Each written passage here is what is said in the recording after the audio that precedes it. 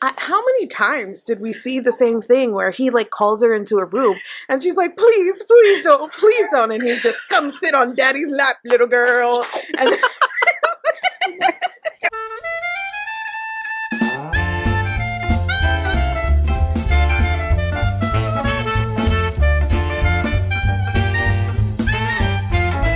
Hello and welcome to the very first episode of The Panelists, a bookish deep dive podcast where we take bookish genres and tropes and overanalyze them to the point that people think we hate reading. But hey, at least we have fun doing it. My name is Jaysen. My name is Niah. my name is Marines. My name is Lizzy. And we are The Panelists, and we're so excited to finally be starting this podcast. We came up with this idea while we were at Shelves in the City, which was in Los Angeles, and we were in a car on the way to a bookstore, and we had this idea, we were like, we should make a podcast. Well, first was Niah and I, right? Yes, It was Niah and you talking about this idea in front of me, and I was like, well, I'll just order the book too. And Jaysen looked at me and went, you can join us if you want. I didn't say it in that hesitant way. I just was like, oh yeah, you're doing this then. And then I think at some point, because I think this was actually on the way to lunch, and then we picked up Lizzy, and then on the way to the bookstore, we told Lizzy, we were like, oh, by the way, since you're in the car now, you're doing this podcast. We're also in a hello. It was We were like, get in the car. We're doing a podcast. You didn't ask any questions, Lizzy. I didn't at all. No questions were asked. Lizzy just said, yes, tell me where and when and how to do it. Yeah. I was really inspired because Niah and I were on something called the Joko Cruise, and Niah did this really wonderful talk on the history of paranormal romance. And I am not someone who has read a lot of romance books. I've read some, but my knowledge of romance is very limited. But romance is a very popular genre in the online bookish space, and I wanted to read more of it. So I was like, hey, I do deep dives sometimes I'm doing a deep dive on dark fantasy. I like doing deep dives and like overanalyzing genres. We should do that with romance. But obviously we can't just jump in anywhere. We have to go back to the beginning. We have to do like a historical breakdown of the entire romance genre. And so that is what we decided to do. And that is kind of the plan for this podcast. And I think the hope is that eventually, if we get through a lot of romance books, maybe we'll do a different genre. But for right now, the focus is all romance, all the time, 24/7. 24/7. I can see the 24/7. pain in my eye. Nothing but the pain in your eyes. I mentioned my relationship with romance, which is that I have not read a lot of romance books, but I would love to know you guys' relationship with romance books and where you're at in the romance reading world. So Lizzy, let's start with you. Ooh, I think in the romance reading world, I'm mostly romance movies. Like I grew up, I'd go into the living room, my mom had Jane Austen on at all times. And then reading, it was more of a subplot until a couple years ago. Other than Pride and Prejudice, that is my favorite book. I did read that a long time ago. But contemporary romance was like the last few years. And I do love, it's gotten to the point where most books I'm looking for romance in it. And so this book was right up your alley. Yeah. I was excited to read this. Was? Was. Oh my gosh. Mari, what about you? What's your relationship with the romance genre? So I've been a lifelong reader. I found this because of the accelerated reader program that's aging me a little bit as an elder millennial there. I was reading in 9th grade a lot of classics because it got me the most points. So I found Jane... So I read Jane Eyre in 9th grade, and I read Pride and Prejudice in 9th grade, and I've now read both of those books so many times that I could not even tell you. Jane Eyre was my favorite book of all time for a long time. Now it is Pride and Prejudice. So that's classics. I stopped reading around college a lot, like a lot of people do, like late high school, college, until I found Nora Roberts books, and then I was just binging Nora Roberts, like crazy during college. Then I fell off of that when I hit that like millennial period where I was just reading a lot of YA because that's what everybody was reading. And I came back to romance within, I would say, the last like 5 to 7 years. I started rediscovering romance. I did a lot of historical romances first, and then I came back around into contemporary romance at a time where romance was like maybe like my second most read genre. And in recent years, I've been kind of falling off of that. I feel like romance is in a little bit of of a lull as a genre, so I don't read as much of it as I used to. So I don't know. My experience has been a little patchy, a little all over the place. But it's been a big part of your reading ever since you got into reading, it sounds like. Yeah. In some form, yeah. Not very extensively, but always kind of hanging out in the background like, hey, girl. I forgot about fan fiction. Fan fiction's always been in the background for me. And Niah? I have also always been a reader. I read a lot of like romance, honestly, specifically paranormal romance when I was like in like a teenager, like high school and everything like that. And like when I got into college, I kind of stopped reading as much. And then when I got back into reading, I was more so reading like YA. I was reading like fantasy and everything like that. And then like 2 or 3 years ago, I finally decided, you know what? Let me see what these romance books are about. Let me see what everyone's talking about. Because of book talk, truthfully, I was like, these people can't be. Never mind. So I got back into reading romance, and now I read like more like contemporary romance and things like that. But I find that even when I'm picking up like fantasy and other genres, I do like to have some kind of romance in my stories. I just love. Aww. So beautiful. No one's ever said that before. I'm copywriting that. I just love love. I think that's so interesting. I mean, obviously, I think as a guy, obviously it's like the stigma is that when you're like in high school, like I was deeply closeted, so I wasn't going to add reading romance books on top of that, right? So, but also pick a struggle. But also, when I was in high school, like if I wanted to read like a gay romance, like that was not like easily findable at the time. Like I remember the first one I ever read was Simon versus the Homo Sapien Agenda, and that was just like earth shattering for me that even existed. I like thought I dreamed it after I read it. I was like, was that real? Did that really happen? Did I read a book about like gay people falling in love?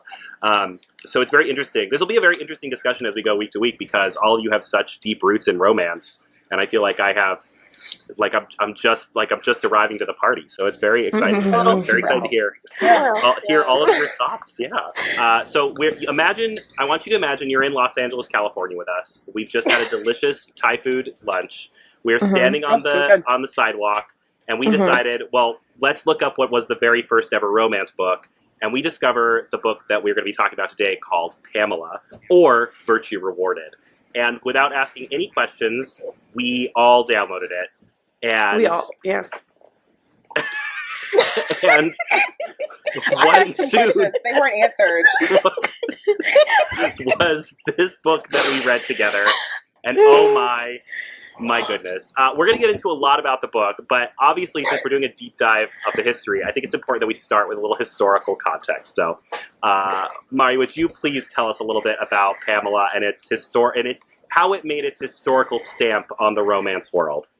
I cannot wait to tell you about this. I'm so excited. Okay, classes in session. Here we go. If any of this is wrong, don't at me, okay? No one has ever heard of this book before. They are certainly not going to go research it after they hear what we have to say about it. You are going to get hate mail from one person who is like, this is my favorite book in the whole world. One English historian is going to be like, well, actually. That's fine. Let him at me. I'm ready. Okay. So as Jaysen was saying, when we were Googling to see where we started, we all kind of had a moment because we found something that called this the very first modern English novel. And we're like, that can't be right. Like that can't be right. I found that like in a number of places, and then also a lot of people calling this like the first modern romance. So Pamela was published in 1740. And to give you guys, to paint the historical background, okay?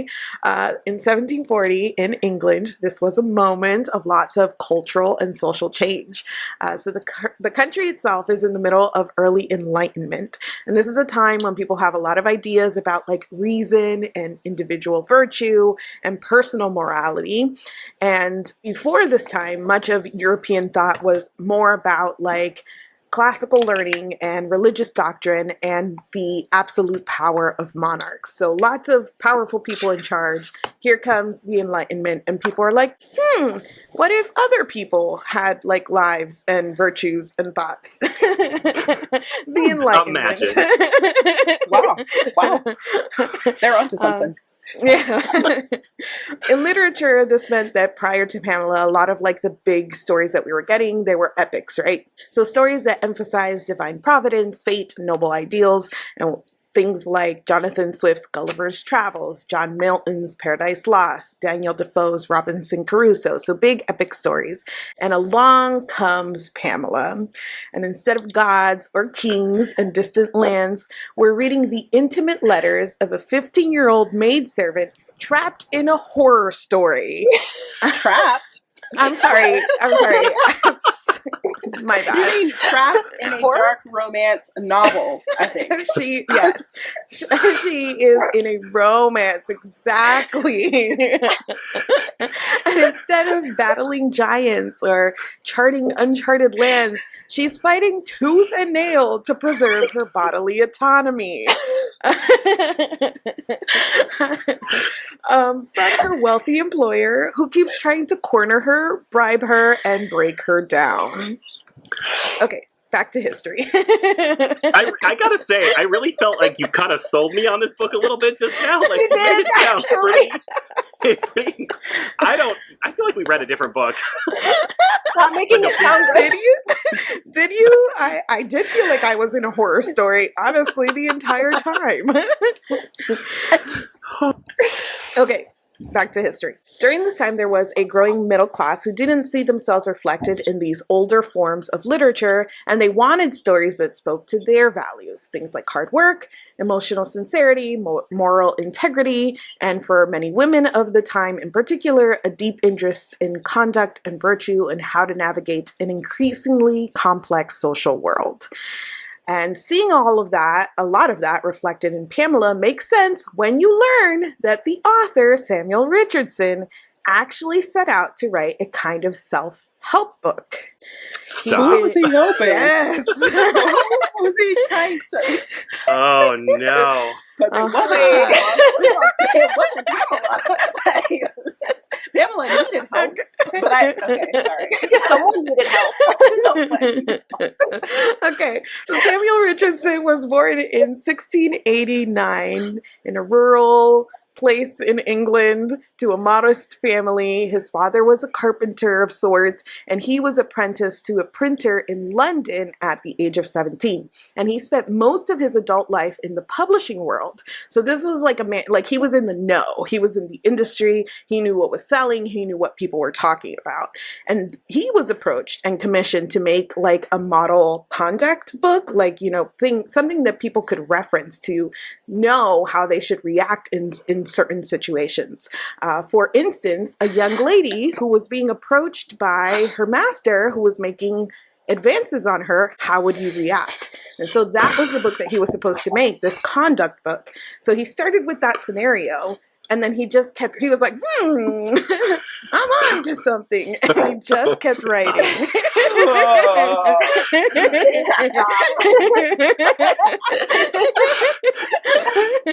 I wish I were joking. This is all true-ish. I don't know. Okay. Don't at me. No, it makes sense. It does?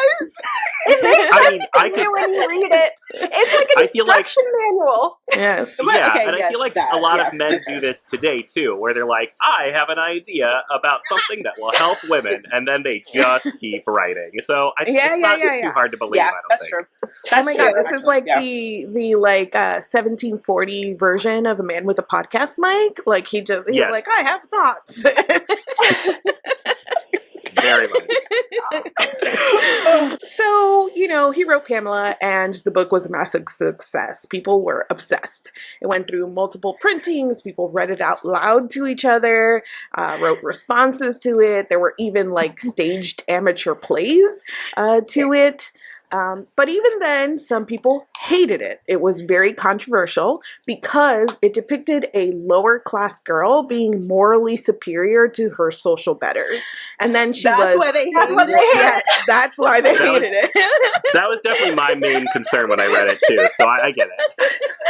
That was why they hated it. That is Jaysen literally, said yes. and so it like not split realistic. people up, their reaction into two camps. So you had the Panelists who thought that this was like very instructive and very much about virtue and like something to be modeled after, and the anti-Panelists who thought that this was not, it didn't depict that sort of virtue that it thought it did. Is there a third camp? That No, felt... okay. No, I mean, sure, us modern readers going, what the hell? Yeah. Okay. I'm getting ahead of myself then. So part of it was, of course, that the reward that she gets for being virtuous is like still very hotly debated. Is this a triumphant story of her virtue overcoming like corruption, or is it a disturbing fantasy about submission and coercion? Within a year of publication. Spoiler alert. I mean, I already called it a horror story, so you know how I feel about it. Within a year of publication, Henry Fielden published Pamela, which is a parody. And when I first heard about this, because we actually saw this in our initial Googling, or Jaysen sent something about it, about Pamela, and I was like, oh, that's so funny, a parody.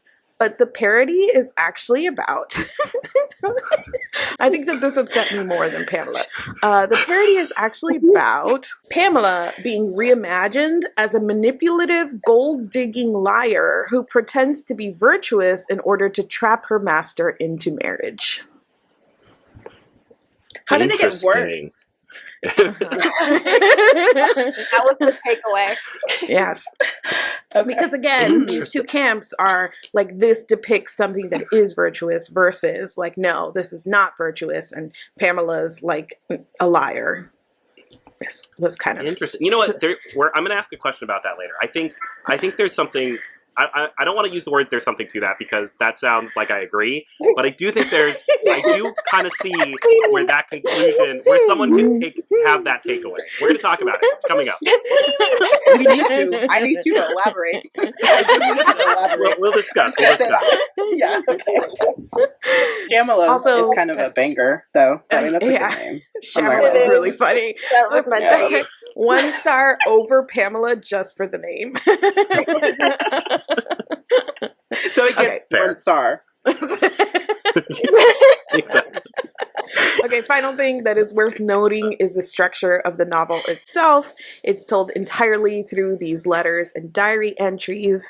This was Richardson's way of letting readers get into Pamela's head, which was a sort of like emotional access that was like very new for the time. That kind of like first person in the experience of the character also made this very, very new. And in the context of this project that we're doing, why this really was a turning point for like putting romance on the map is because, like, I don't know, part of the thing that I kept thinking about during all of this is that I kind of see this as like the great grandma of like things that I still read. And there was like some like dark romancy sort of, I don't know, aspects there. But the thing that it really sort of sets up is like that focus on emotional development, courtship, and a heroine who has to navigate societal pressures on the way to her happy ending. Like, do I think she's happy? No. But arguably, she gets a happy ending. She thinks she's happy. The end. Oh my goodness. So well. I love that so much. I mean, this book clearly, even reading it, even with the horrors of reading it, I think there's definitely, like you said, some dark romance aspects. Like there's definitely things still written today that have similar vibes to this, which I thought was really interesting. So unfortunately, I don't think a lot of our listeners or viewers are probably going to read this book. I feel like we probably haven't convinced them to either. So I thought it would be good if we could have a little bit of a, what is the book about? What's the plot? What's the story here? To kind of set things up so people can go on this journey with us. So Niah, would you be so kind as to give us a little bit of the Tell us what Pamela's about. What is Pamela all about? Pamela. We all know Pamela. A lot. Let's talk about Pamela. Okay. Let's talk. First of all, Pamela is a 15-year-old girl. Let's start there. Okay. She is a 15-year-old girl, and she is living her best life, or at least the best life that is available to her at the time. It would not be anyone else's best life, because she is working as like a maidservant for this like rich older woman, right? So this woman unfortunately passes away, and Pamela is part of the estate that the son of the rich old woman inherits, because you can still inherit people at this time, which is probably a clue as to, you know, how rough things were back then. So this man he's rich. He is apparently very into 15-year-old girls. Unfortunately, this is, oh my God. That's really all we learn about him, that. honestly. Like, that's it. There's nothing else. Like, he's a creep. Like, it's like, okay, it's like he had a mother. He inherited this estate. He is a creep. That's, I mean, like, that's all we really learn about this man. He is not a good person. We don't even really learn his name, right? Like, his name is just Mr. B. Mr. B. Like, we didn't, right? I was like, I know, like, I read this, I finished it like over a month or so ago, and it put me into the worst reading slip of my life. So, like, literally, so you're welcome. You know, you're welcome. But his name is just, they just call him Mr. B, right? Like, we never get his actual name. Okay, I don't think so. Good. Okay. So Mr. B decides that he would like to actively pursue Pamela against her will. So I don't know how else to put that, if this is going to be like, I mean, I don't know how explicit we can be on this, but like, he is like down bad for Pamela, and Pamela is like, no, I am not like into this. This is not appropriate. I need to like hold on to my virtue with both hands, because that is all that I have. All I have is my virtue and my journal and my letters, and that's all Pamela has. And that is so sad. It is as sad as that sounds. Okay. So Mr. B tries everything that he can to get Pamela to change her mind, because he just really, really, really wants Pamela, but she is too virtuous, and she is doing everything in her power to resist his advances, including like saying no, which should be enough. But anyway, so eventually, like, Mr. B decides that the only way that he can really he kidnaps her. I don't know. Like, yeah, he just kidnaps her. He takes her to like his country estate. Like, he keeps trying to like pursue Pamela. Like, at one point, like, Pamela like pretends that she is like courting like another guy, and Mr. B has that guy like beaten and arrested, because why not? Why wouldn't you do that? That makes sense. So he kidnaps her, and she's at this estate, and she like tries to escape, and she hurts herself trying to like throw herself over a gate, and she is like bedridden, and eventually Mr. B like finds her hidden journal, and he like reads it, and he's like, oh my God, this girl is not just a pretty face. She is like everything. She has a pretty face and doesn't want me, and there's nothing more. There's nothing better than that. And so that's all he needed to hear. That's all he needs. And he repents and begs for forgiveness, and he decides, you know, kidnapping is bad.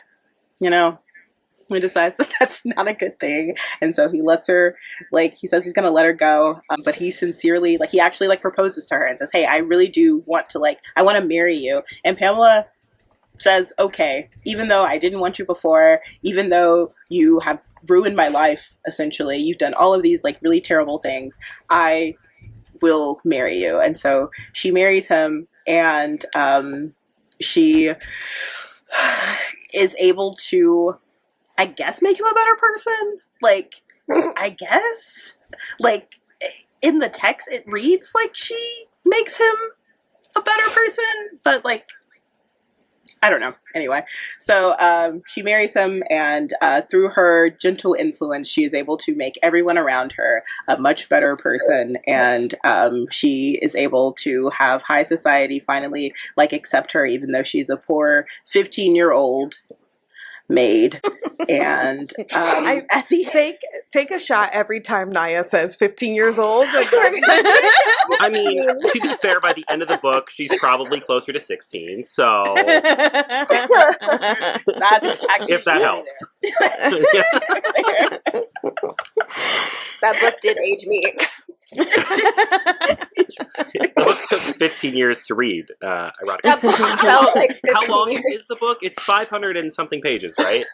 Entirely way too long. Yes. Yeah. It is a long book, for sure. I need other, I mean, I'm not saying I need other people to suffer with us, but like I want to be able to talk about this. Like trauma shared brings people closer together, and I think Do you feel closer to us already? Is that what you're saying? I do, yeah, I really do.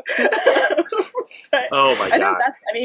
that's kind of the end. They get married, and she's able to. I mean, she is happy by her standards at the end of the book. Aww. I guess. Beautiful. Yay. The end. I want to mention, before we jump in, that the reason we decided to call this podcast The Panelists is because the original name was I wanted to call it The Pamelists. And everybody vetoed that. So I was like, well, let's call it The Panelists, because at least it's close. not our and then it'll be like a... Okay, Jaysen, I vetoed it because we hadn't read the book yet. And I was like, let's not call ourselves the Pamelists without knowing what we're calling ourselves. But now that we've read the book, we agree that it would have been the best name for the podcast.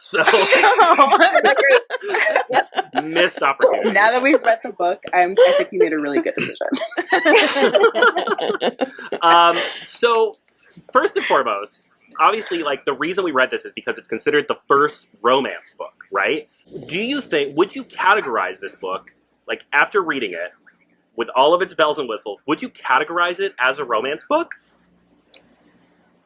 Yes. Mari says I'm yes. gonna go yes. On like Lizzy base says yeah. definition.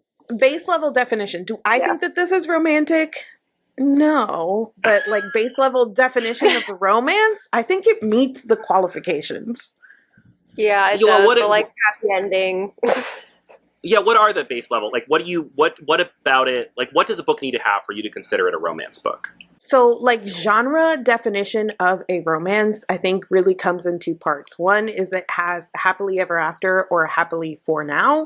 So it must end happily for the characters, which again, we could argue about how happy, but she thinks she's happy at the end of this, so that qualifies.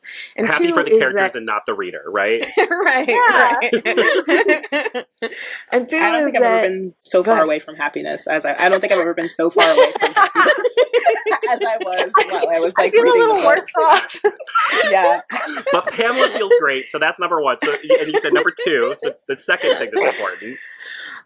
The relationship, and like that has to be the plot driver of the story. Like if you removed the relationship between these two people, there would be no other plot to this book, and that is like a hallmark of romance. Like there can be subplots, especially in things like that are genre blended, like romantasy, right? There's fantasy stuff going on, but if you removed the romance out of that story, it would not work as a story anymore. So like the romantic element has to be plot driving, and at the end you have to have a happily ever after. And based on just that qualification, I don't know, this is a romance, my guy. And I think in a technical sense. Would I In a ever pitch technical it sense, as a it's romance? I would, to my worst enemy. My worst enemy. Yeah, I'd pitch it as a romance. I'd be like, You're gonna love this. This is the best romance book I've ever read. You got to read it to the end, though. To the all very 500 pages. Oh my god. I do want to talk about the end. So Lizzy mentioned that this was not in her copy, which I think is interesting. But the very end of the book has an epilogue where the editor, who I'm pretty sure is just the author, right, goes on this little like TED talk about all the many values that the book is supposed to impart on you, right? What's your thoughts on the messaging of this book? Is like mainly my question, but also how do you feel about this like epilogue where you're being kind of like spoon fed the message? Like here's the point on a silver platter. So in case you missed it. Does it make you like now knowing that he kind of set out to write like a conduct book or like a morality book? Like, I don't know. When I read that, I was like, oh, it kind of makes sense that at the end, then he's like, and here's the lesson, boys and girls. Here's to make it so clear. Yes, yeah. I think it's perfect for people who like to like have brain off reads. Like their brain can be off for the entire book, and then like at the end, it's like this is what you would have learned if your brain was on. So actually, I think it's really good and like really forward thinking and inclusive. I don't know why you're laughing. I mean, Niah said, "Bring back the morality epilogues immediately. Put that shit at the back of ACOTAR. Put it at the back of Fourth Wing." I mean, oh my God. I think what's wild about it is that most of the things he's trying to teach are not really taught throughout the course of the book. So I think it's great that epilogue exists because it kind of gives us an insight into like what he was hoping you got from the book, you know? Which I found very interesting. It's like three or four pages. It's not long, right? Oh, okay.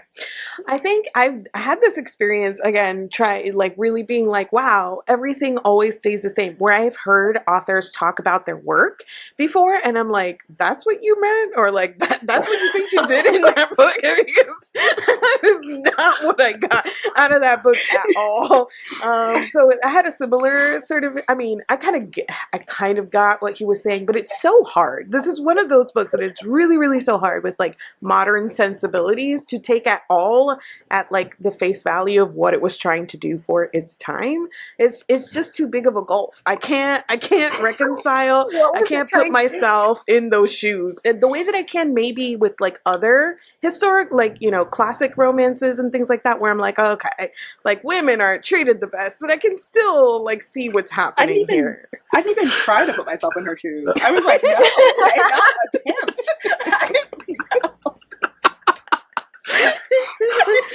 I didn't even try. I said these shoes are not for me. The shoes don't fit. These shoes don't fit on me. I don't want them. Can I ask you guys what the goal was? Like what he wrote at the end of what his goal was supposed to be? No, wait. I want to know what you think the goal was. Yeah. Because you didn't. What do you think? I love that. If you got to the end of this book and you were the editor / author, what would you write into the epilogue as the biggest messages you think that should have been taken away from this book? I'm sorry. Now put yourself in Sammy's shoes now. Okay, put myself in his shoes. Okay, well, we know it's a code of conduct of probably how women should act specifically. I would guess is going into how passiveness, the reward in that of protecting your virtue. But I don't know if there was something the author said was hoping this book was going to stand the test of time. Oh, wow. No, it didn't. Ooh. When I was looking up what the editor was saying, it was that you will constantly benefit, readers will keep benefiting from this book over time. I hope that wasn't like the most important thing to him because... It is something that has deeply impacted my life. I will say that. for the worst. Oh my God. What was his message to all of the Mr. B's out there?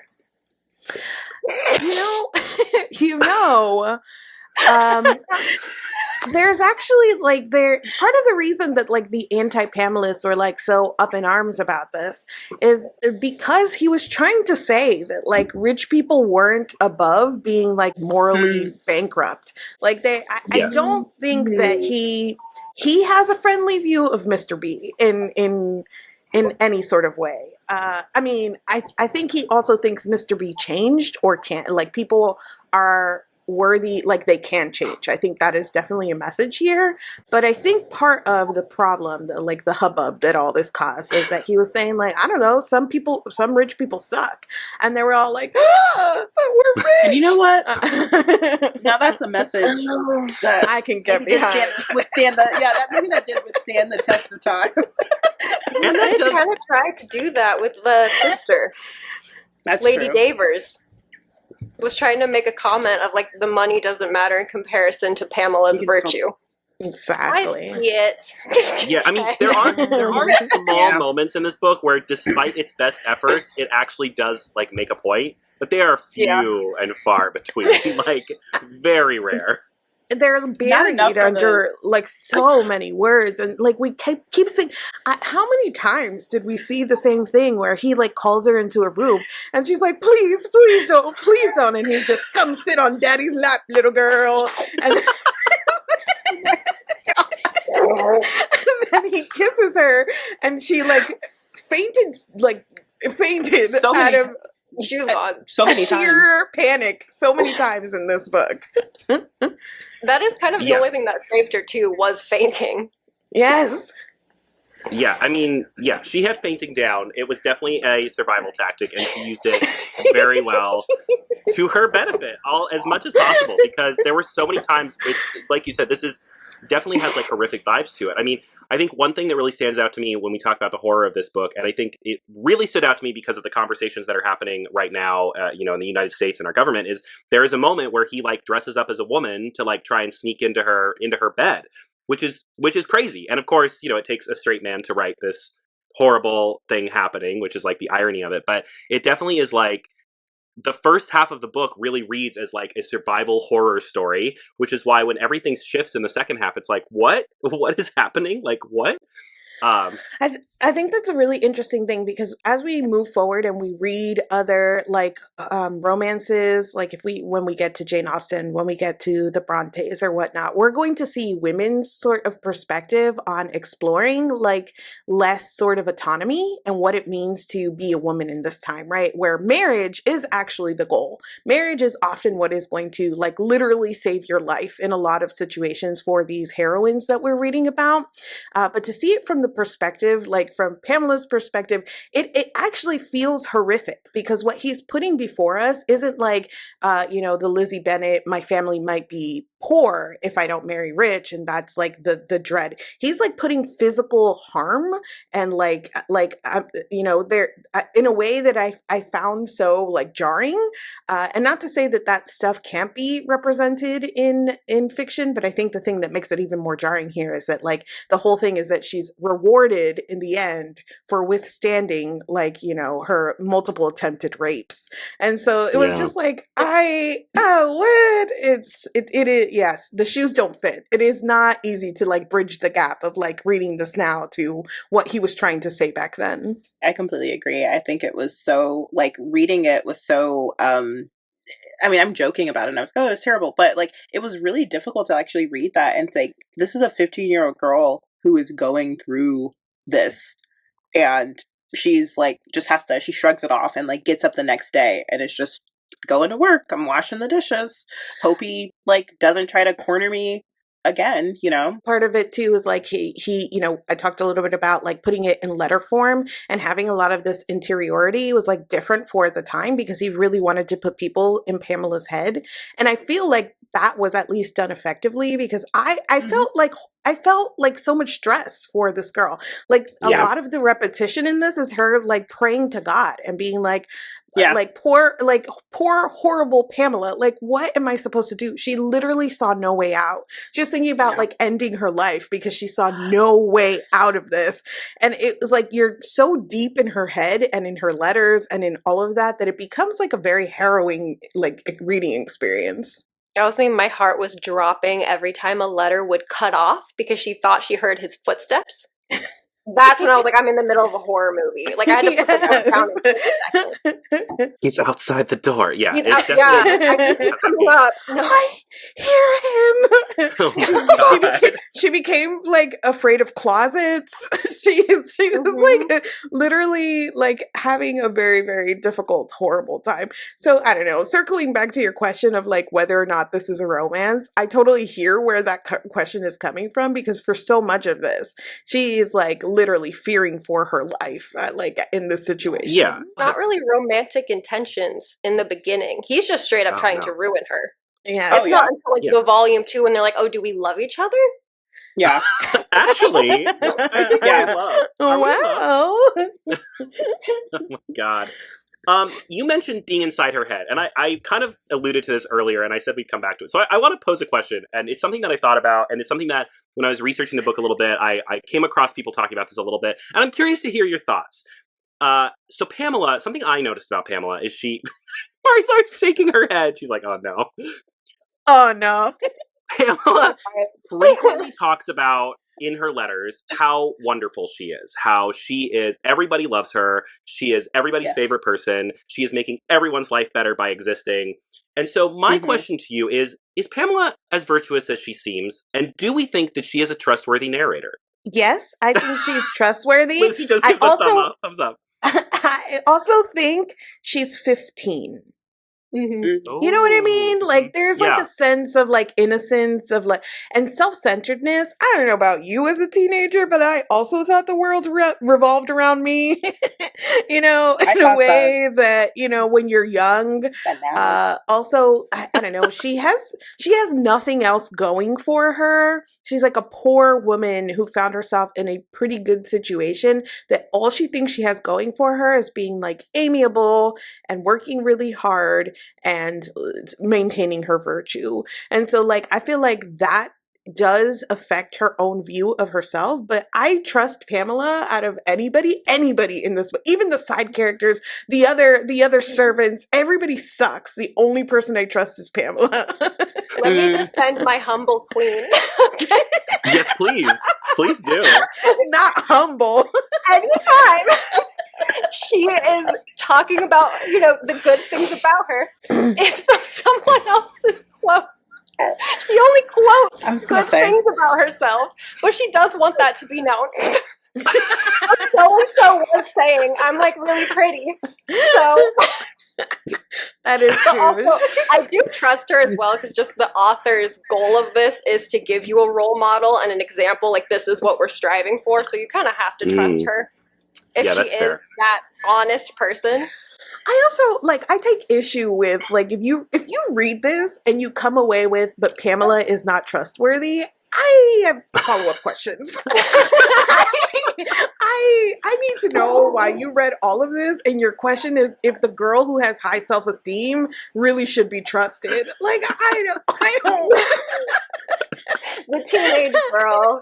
I don't know.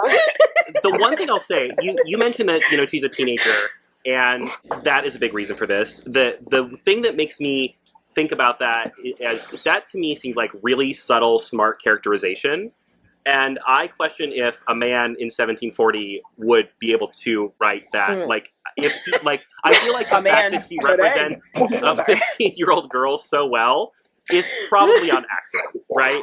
Like that is. I feel like he did not do that because of his writing skills. No, he wasn't. He was. I don't think he was setting out necessarily to write like a nuanced character. I think he was like setting out to write a paragon of virtue, and so like that is why we see her the way that she is.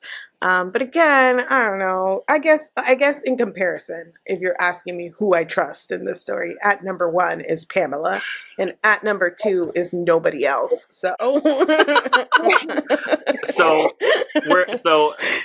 what I'm hearing is Pamela's a humble queen, and we love her. Okay. The reason I thought about that, and the reason I felt I needed to look it up, and I was like so curious about what people has to say, is because there's this very specific scene I remember in an episode of Will and Grace, where Grace is reading from her high school diary, and it sounds exactly like Pamela being like, everybody said that I was the prettiest at the ball, and I said no I wasn't, and they said yes I was, and I was like, this is exactly what I'm reading right now. It's kind of very funny. I would distrust her from the perspective of their letters to her parents, and I'm only going to send the best things back to my parents, but she was giving a play-by-play. So that's just because I knew the author's intentions of, no, she's the role model figure, but in letters to your parents, you're making yourself look good. Yeah, I mean, but she always sneaks in how wonderful she is. She's right. She's like, I'm running away. I need to hide in the closet. By the way, my bangs look great today. And like, even in your personal journal, get it. I will say that, like, to the point of her, like, believing her, I think that there is, like, she's naive enough that actually what I wanted her to be was, like, more honest about the people around her. I forget the name of the first servant that she's with, before Mrs. she gets. Jarvis? No, isn't that the second one, the really mean one when she gets They kidnapped? both start that's with the second J. one. Okay. It's Dukes Okay. and Jarvis, Okay. I think. Jarvis, Okay. Mrs. Jarvis. There were so many times that she's like, Mrs. Jarvis would never do that to me. And I'm like, girl, she's done it to you 3 times. Like, get with the program. So that like gap between what she's telling us, that made her more believable to me as well, because she was letting her own point of view and naivety like inform what she was saying, but we the reader saw it differently. So that reads as like a more believable narration style. Oh, interesting. So let's really talk about Mr. B. I know we hate him, but We do. do. like, how do you feel as you read this book? We get to this halfway point where his character completely changes. It's like 2 different characters. Walk me through like your feelings of that. Like, give me a play-by-play of your emotional response to seeing this awful man suddenly be put as the like romantic lead of this story. Disgust. Yeah. Anger. Have you seen WandaVision? Mm-hmm. You know how it's like Wanda living this dream, sitcom, American dream, and then it cuts to you're holding a town hostage? Yes. Yeah. It feels like volume 1. It's like Pamela as a hostage. It's horror, and then it switches to romance. WandaVision. Yeah. Yeah. This is the part of this all that I actually was like, I'm actually like, this is the great grandparent of like modern enemies to lovers. Yeah, sure. Because I feel like there's so much at current enemies to lovers where you have the same thing, where the man doesn't actually do anything or change in any way, but you have the female main character just suddenly being like, and then he pinned me down, but do I love him? And it's so unearned. Maybe. Why do you love him? Like, why? But it's just the switch in the female main character that suddenly is like romanticizing his actions. And through that, you get like a switch in the main male character where he hasn't actually done anything. And I feel like that is so true still currently. And I was reading this and I'm like, oh, this is just like Raylo. Like, I don't know what to tell you. Like, this is the same This thing. actually was a Raylo fanfiction. I don't know if you know that, but this was written as a Raylo fanfic when it was originally written. So He's a genocidal maniac, but do I love him? Like, same vibe, same energy. The switch flips when he lets her go, right? Like, you can finally go be with your family after all this time, and it's on her way leaving him that she's like, wait. Oh, he writes her a letter. And she Prior realizes to that, something. It was prior to that. Prior to that, the conversation they have in the garden where he's like, but like, do you love anybody else? Or could you like maybe like me? And she's like, I can't say. do you like like even me or like me? You like me? Circle check yes a or no. box. Check a box. And she's like, I can't. I'm too virtuous to check a box. I totally agree with you. When we first started reading this book and we were talking about like looking at this through the lens of like romance, like history of romance books, I mean, the sheer terror of that first part of the book, but like the further into it you get, I think it's even scarier to see how similar a lot of current day romances are to what's happening. And also, like, there are dark romance books, which is like a genre that is getting bigger and bigger, that I think are even more closely related to what is happening in this book. You know, in like, this book could be released today with some edits, maybe cut down some of the repetition, and you could call it a dark romance, which is kind of wild. Yes. I think that part of like something we haven't sort of mentioned about Mr. B is that you're supposed to get this idea that at the beginning he's like, well, she's a servant, she's in my proximity and she's so hot and like I cannot help myself. That's like a hot like person in my vicinity. And then he starts thinking like he's trying to fight it and he can't, right? There's a lot of like that implication that he just can't help himself. And then it kind of goes to, well, okay, these feelings won't go away. so I'll make her my mistress, and I'm going to make her this amazing offer she can't refuse because I just can't stop thinking about her. So I think part of the like switch that we're supposed to feel in terms of his behavior is that he finally realizes that like his reputation be damned and his social standing be damned, he just can't like be apart from this woman. And that is part of the change that we're supposed to see in Mr. B that just rings so hollow to a modern reader because like, you know, like, I don't know, like you being like, oh, okay, you got me, I'll marry you. Okay. I won't kidnap you anymore. Like that is not like a change, like a character arc that like really reads like an arc in the year 2025. You know, he's a reformed kidnapper. I don't understand why that's not. He's the reformed rake. That's I thought that's what they were going. Like I did think a lot about like modern, I say modern, but like historical like romances because I've been on a historical romance like kick lately, and I was like, this is what he's supposed to be like, an actual like rake, and like it's very clear that they're like, oh my god, he's like a bad boy, right? And like that's hot, and he is like supposed to be like this. I mean, I wouldn't say sexy because I wouldn't classify him as that, but like I wouldn't go that far, but like that's what I feel like they were like, that's what they're going for, and it did very much remind me of a lot of the like historical romance books that I read, where it's like, oh, you know, he can't help himself because he's a rake. Wasn't that in the epilogue as well, though, that like men just can't help themselves, so it's really on the woman to like be, you know, be virtuous and stand her ground, because men just cannot help themselves. They have no self-control whatsoever. So really, women just have to do that heavy lifting, because how dare you be hot in his vicinity? Like, what's a man supposed to do? Dare you? So what's worse too is like the people that try to help her away are blamed in the end. They're like forgiven. Anyone who tried to help Pamela escape, they're forgiven, and he was so generous for that. He was really redeemed in the end, you know. Something I want to do as we talk about each of these books each week, not each week, but each episode, and we get to the end, I think it's important that we give our final thoughts of like, I think we already know where we're at on this book, but I want us to get in the habit of, we could do like a little test run here, of giving our final thoughts on the book. Would we recommend it? Do we think it's worth reading for the historical context, or even just worth reading for fun? Whoever wants to jump in and start. Niah. I'm volunteering you because everybody gave me a look like, ooh. I think that I have read worse books. I don't think this book is worth reading in any way whatsoever. Like, at all. I'm, like, mad that I spent money on it. Stop. Wasn't it like $1? It's like it's available free. It's in the like, and you hate every cent you spent. Every cent I spent on it was a waste of money. So I don't know. I think it was worth reading for us specifically, like for what we are doing, right? Yeah, for sure. I think in general, was it worth reading? Absolutely not. Like, not even almost.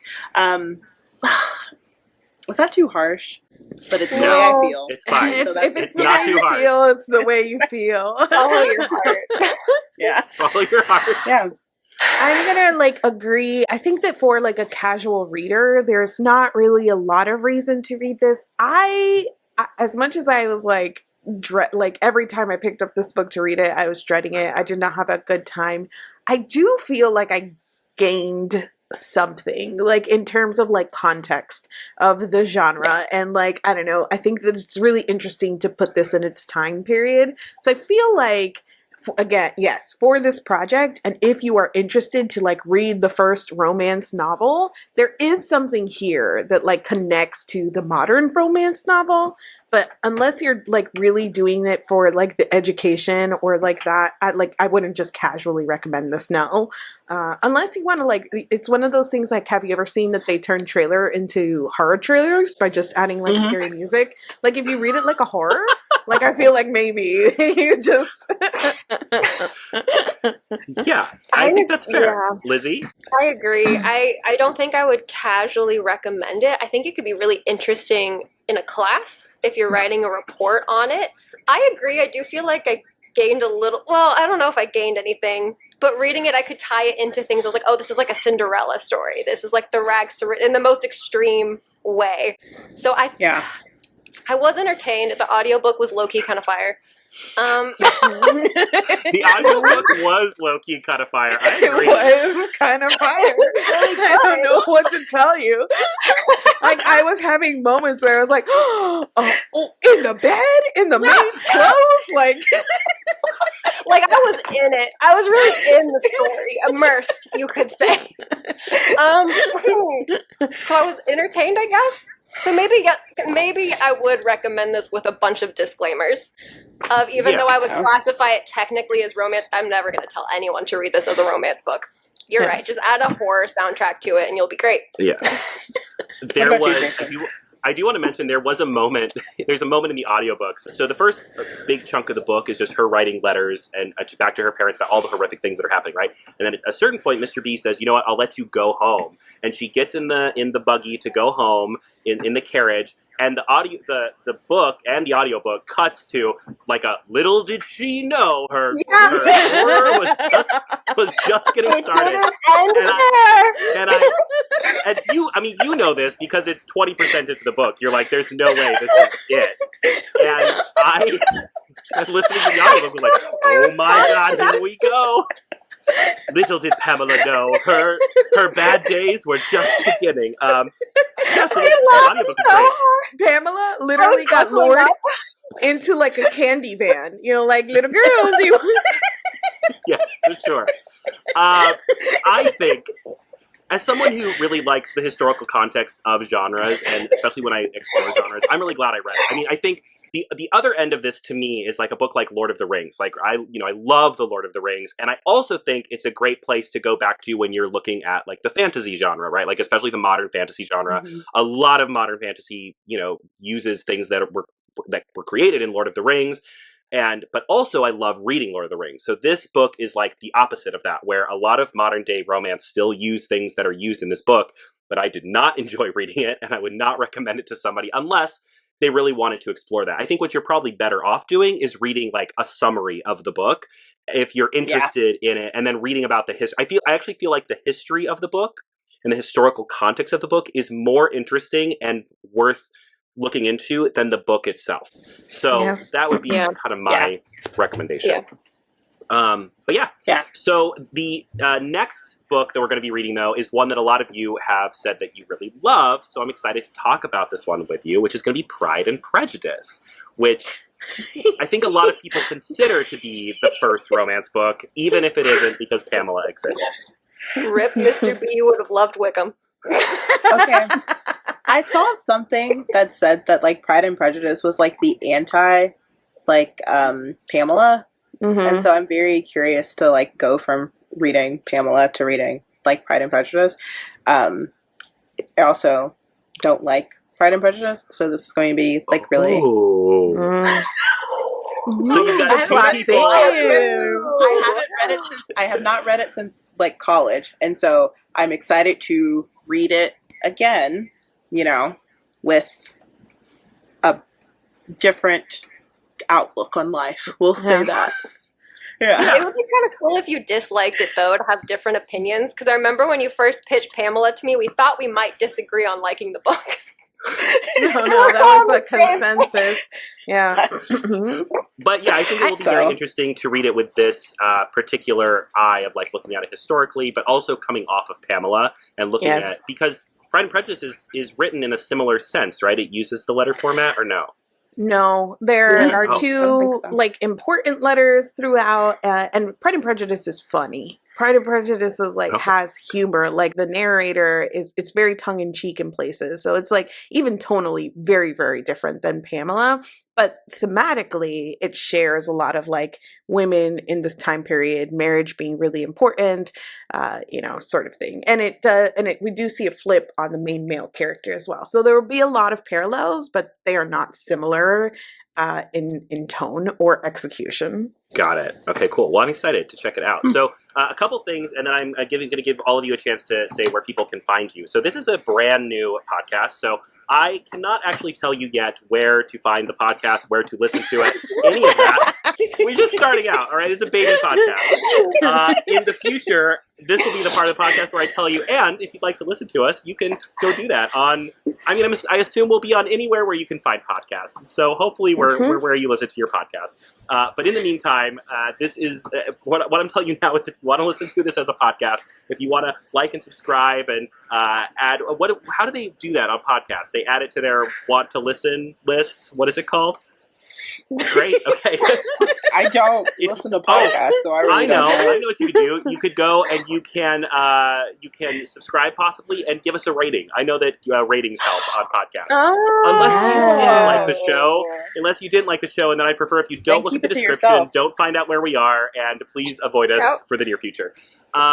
But in the meantime, as we get this little fun project off the ground, I want to make sure that you're able to find the wonderful people that are on this podcast. So let's start with Lizzy. Where can they find you outside of the Panelist podcasts? You can find me on TikTok and YouTube under Bumblebeezus and Instagram under Beezus Books. Wonderful. And Mari, where can they find you? I'm on Threads and TikTok and YouTube and Instagram at My Name is Muddiness. I love that you love with Threads. I know that's your favorite platform. So. It's where I spend all my time these days, just angrily scrolling. You know, I love Threads, so when you led with Threads, I was like, ooh, a convert. Niah, where can they find you? I'm Novel Niah everywhere. Everywhere. I love Sweet. That. Novel Niah. And everywhere. And I am at EasyCat. I'm on everything. Threads, obviously. YouTube, Instagram, and TikTok. Blue Sky, in all the places. Please let us know your feedback. Let us know if you are interested in reading if you're interested in reading Pamela. If you're interested in hearing about more romance books throughout history, and if there's a specific romance book throughout history that you think that is so important to the history of romance and the genre that you think we should check it out, please let us know that as well. We look forward to hearing all of your feedback, all of your comments. And until next time, thank you all for joining me. This has been the very first episode of The Panelists, and we hope to see you again next time. Bye. Bye.